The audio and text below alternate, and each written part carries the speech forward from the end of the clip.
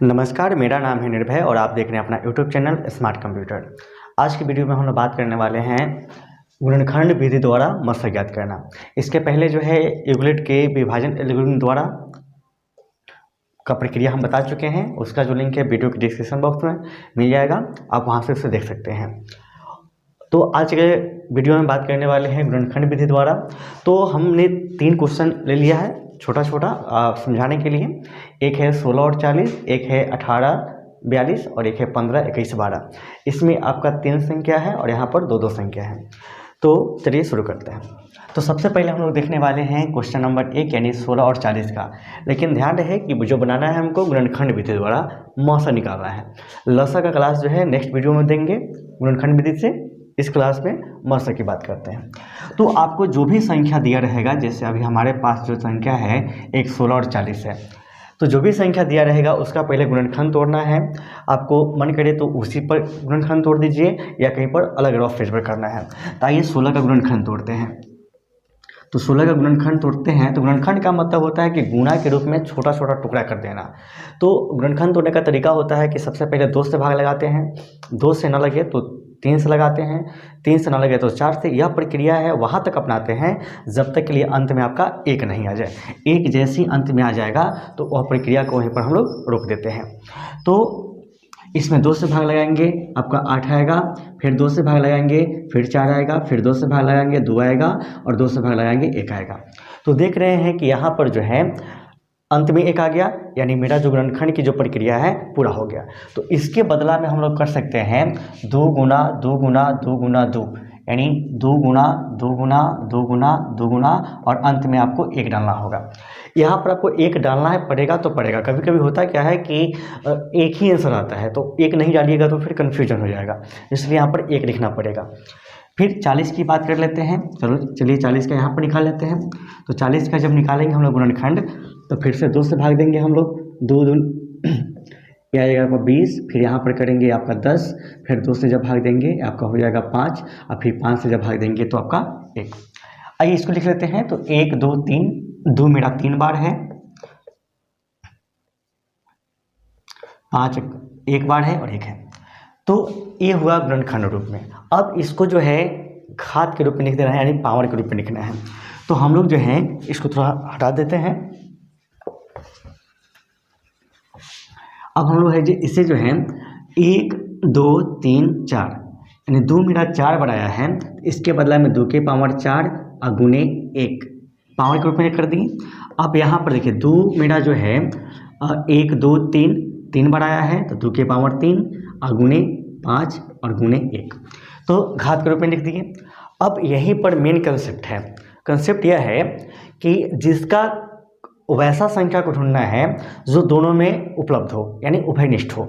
तो यहाँ पर देख रहे हैं कि 2 यहाँ भी है और 2 मेरा यहाँ भी है। पावर पर गौर नहीं करना है, पहले वैसे संख्या को ढूंढना है जो दोनों में उपलब्ध हो। जैसे 5 की बात करेंगे तो 5 मेरा नीचा वाला संख्या में है, ऊपर वाला में नहीं है।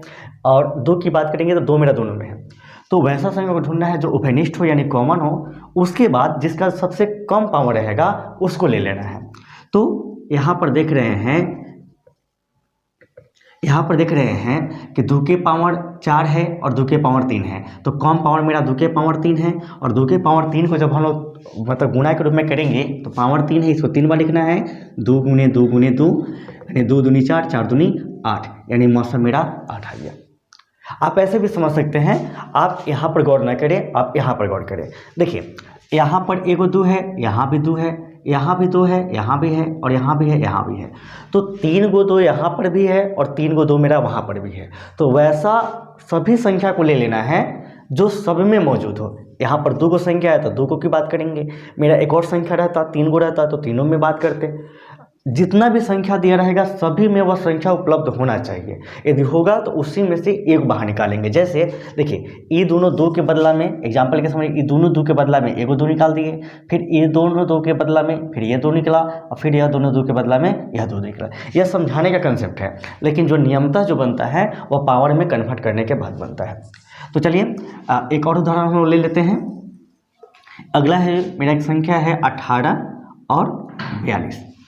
आइए इसको थोड़ा देखते हैं। तो 18 और 42 का फिर उसी तरह से, चूंकि हम लोग पढ़ रहे हैं गुणनखंड विधि, तो जो भी आपको संख्या दिया रहे 2, 3 या 4 या इससे अधिक, उसका सबसे पहले सभी का गुणनखंड तोड़ते हैं। तो यहाँ पर 18 का जब गुणनखंड तोड़ेंगे, आइए यहाँ पर हम गुणनखंड तोड़ के बताते हैं। तो गुणनखंड के नियम के मुताबिक सबसे पहले 2 से भाग लगाते हैं। 2 से यदि नहीं लगता है तो फिर आगे की प्रक्रिया करते हैं। तो फिर 2 9 18, फिर आपका हो जाएगा 3 तिहाई 9 और 3 एकम 3, यानी 18 का जो गुणनखंड टूटेगा आपका 2 गुने 3 गुने 3 गुने 1, यानी 2 तिहाई 6, 6 तिहाई 18, 18 एकम 18। अब अगला बारी है 42 की बारी है। तो 42 का जब गुणनखंड हम तोड़ेंगे तो 2 से जब भाग जब लगाएंगे तो आपको आएगा 21, फिर 3 से लगाएंगे 3 7 21 और 7 एकम 7, यानी 42 का जब हम लोग तोड़ेंगे तो आपका वैल्यू जो आएगा वो आएगा 2 गुने 3 गुने 7 गुने 1।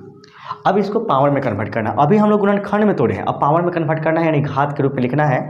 तो यहाँ पर चलिए लिखते हैं। तो 2 मेरा यहाँ पर अकेले है, तो अकेले का मतलब हुआ 2 के पावर 1, 3 मेरा 2 बार है तो 3 के पावर 2, 1 मेरा अकेले है तो अकेले, यानी वो तो सिंपल है, अकेले रहबे करेगा। अब 42 में आते हैं। तो 42 की बात करिए तो 2 के पावर भी 1 है, 3 के पावर 1 है और 7 के पावर 1 है और 1 है आपका। अब मसा का रूल कहता है कि वैसा संख्या को ढूंढना है जो दोनों में हो और सबसे पावर कम वाला को, दोनों में मौजूद होना चाहिए और पावर छोटा वाला होना चाहिए, ठीक है, यानी कॉमन भी होना चाहिए और घात जो होना चाहिए कम होना चाहिए, सबसे कम होना चाहिए उस कॉमन के ग्रुप में।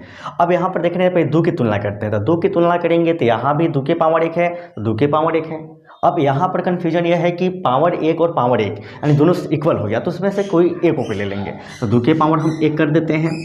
अब 3 के पावर 2 यहाँ पर है और 3 के पावर 1 यहाँ पर है। अब इसमें से किसको लेंगे? तो पावर सबसे कम वाला को लेना है, यहाँ पर गौर कीजिएगा, सबसे कम वाला को लेना है। तो पावर 2 यहाँ है, पावर 1 यहाँ पर है, तो पावर 1 वाला को ले लेंगे, तो 3 के पावर 1। अब बात करते हैं 7 के पावर 1। तो 7 के पावर यहाँ पर 1 है क्या? इसमें तो मौजूद है नहीं, तो 7 के पावर 1 पर ध्यान ही नहीं देना है। ध्यान उसी संख्या पर देना है जो आपका कॉमन हो, कॉमन यानी उभयनिष्ठ हो, उभयनिष्ठ होना चाहिए और घात कम होना चाहिए। अब इसको आसान बना लेते हैं। अब आसान बनाएंगे तो 2 के पावर 1 का मतलब 2 ही होता है, 3 के पावर 1 का मतलब 3, तो 2 तिहाई 6, आपका जो मासा निकल गया वो आपका 6 निकल गया। इसको ऐसे भी समझ सकते हैं, समझाने की भाषा से देखा जाए। देखिए यहाँ पर आपका 2 है, यहाँ भी 2 है, यहाँ भी 2 है, दोनों 2 के बदला में एगो 2, यहाँ भी 3 है, यहाँ भी 3 है, दोनों 3 के बदला में यहाँ पर 3, लेकिन एक जो 3 जो बच गया इसका कहीं भी यहाँ पर जोड़ा नहीं पड़ रहा है तो नहीं लिए, और इसका 7 है तो यहाँ भी 7 नहीं है तो नहीं लिए। तो इसका फिर से कंसेप्ट क्लियर कर लीजिए कि गुणनखंड तोड़ना है। गुणनखंड तोड़ने के बाद सबसे पहले ढूंढना है कि जो सब में मौजूद है, जो सब में मौजूद होगा उसका कम पावर ले लेना है। सब में मौजूद यानी कॉमन होना चाहिए, और जो भी कॉमन मिल जाएगा उसका देखना है कि जो सबसे कम पावर होगा, छोटा घात होगा, उसको ले लेना है और आपका वही मासा कहलाएगा। जितना भी संख्या आपको मिलेगा सबको मल्टीप्लाई के रूप में ले लेना है और आपका आंसर चला आएगा, वही आपका मासा होगा, लेकिन गुणनखंड विधि द्वारा मासा होगा। अब आइए, अब हम लोग बात कर लेते हैं एक बारे में, थोड़ा 3 संख्या के बारे में बात करते हैं। चलिए, तो 3 संख्या का हम लोग जो है यहाँ पर देख लेते हैं। एक मेरा है 15, 21 और 12। तो यहाँ पर लिख देते हैं 15 और यहाँ कर देते हैं 21 और यहाँ कर देते हैं 12। तो सबसे पहले जो है आपको तीनों का पहले गुणनखंड तोड़ना होगा। तो ये सिंपल सा है, तो चलिए जल्दी में तोड़ लेते हैं गुणनखंड। तो 15 का तोड़ेंगे तो 3 5 15 और 15 एकम 15। 21 का तोड़ेंगे तो 3 7 21 और 7 एकम 7। और इसका जब तोड़ेंगे तो 2 दूनी 4 और 4 तिहाई 12 और 12 एकम 12। अभी जो है हम लोग गुणनखंड तोड़े हैं, अब इसको जो है पावर के रूप में कन्वर्ट करेंगे। तो पावर के रूप में कन्वर्ट करेंगे तो यहाँ पर आपका हो जाएगा 3 के पावर 1, 5 के पावर 1 और गुना 1। यहाँ पर करेंगे तो 3 के पावर 1, 7 के पावर 1 और गुना 1, और यहाँ करेंगे तो 2 के पावर 2 और गुने 3 के पावर 1 और 1।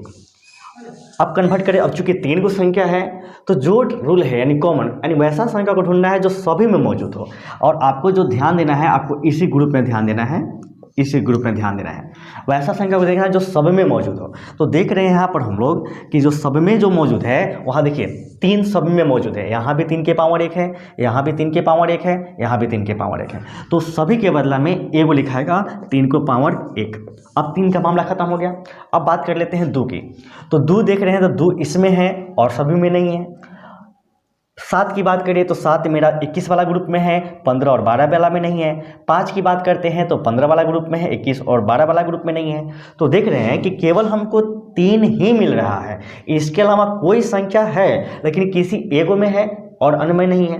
तो जो भी मेरा संख्या का जो ग्रुप है उस सभी में मिलना चाहिए, तभी हम उसको गुणनखंड विधि द्वारा निकाल सकते हैं। तो वर्तमान समय में केवल हमको जो 3 है, यहाँ एक 3 है, एक यहाँ 3 है और एक यहाँ 3 है, यही सभी में मिला।